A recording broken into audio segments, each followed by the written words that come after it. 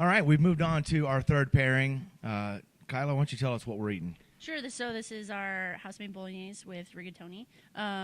So we use beef, pork, lamb, all ground down with a little bit of prosciutto scrap as well. Tomato, obviously, cream, and then mirepoix, carrot, celery, onion, and just all cooks down together. And then to finish, we do a little Parmesan and chive. Wow, that sounds pretty amazing. So let's dig into this. We've got it paired with the Oscar Blues One Nut Brown. I wanted to suggest the brown ale. Traditionally, you're going to pair wine with its acidity to calm down salt with the tomato sauce in this, and some of those brown meat flavors are natural with the brown ale. But on top of that, every beer style has acidity. It's just variable levels of acidity. And so this brown ale acidity, I think, is also going to stave off some of the salt and find its way to the tomatoes pretty nicely. I think it works really nicely. We talked about earlier sort of those like caramely flavors going really well with like grilled meat or braised meat. I think that definitely matches it. And then a little bit of hop dryness sort of just helps sort of mellow out the cream. Mm-hmm. Yeah.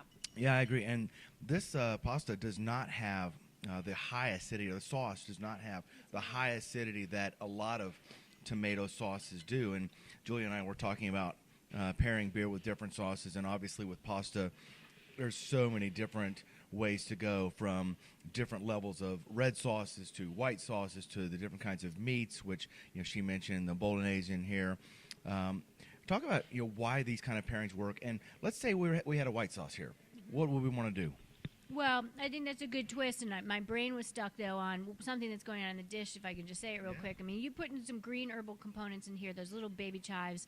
I mean, that's like a rest in your mouth. It literally short-circuits your brain to all of a sudden find those herbs, and if it's not going to match with the flavors, and in this case, there are no herbal components like we had in the Pliny, it's giving me just a rest, a momentary break, and then it helps me come back mentally to what is all tying in. So, super fun one. Just practice the rest concept, work with herbs and spices on top of your stuff. And then on that, if you had a cream sauce, I mean, it's all about intensity. How rich and dense is it? Is it super buttery, or is it light and just whisk with some, lemon zest and a little olive oil? It all just depends. So I would just say experiment. I wouldn't want to go anywhere to change this dish up. I would want to stick with this and drink it with my brown ale. Yeah, I think this is a great pairing. So, guys, we really appreciate you joining us as we, talk about beer and food, and we absolutely encourage you to visit your local restaurants that are making great foods like the kitchen in Denver here is doing, or at home in your own kitchen.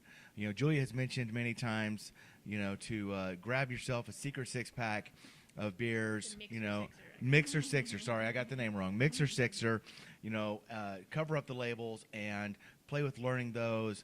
Pair with your foods in your kitchen and play with your food, play with your beer. It's a lot of fun. We were just having a great time with this, and I promise you, once we say goodbye, we're digging back in.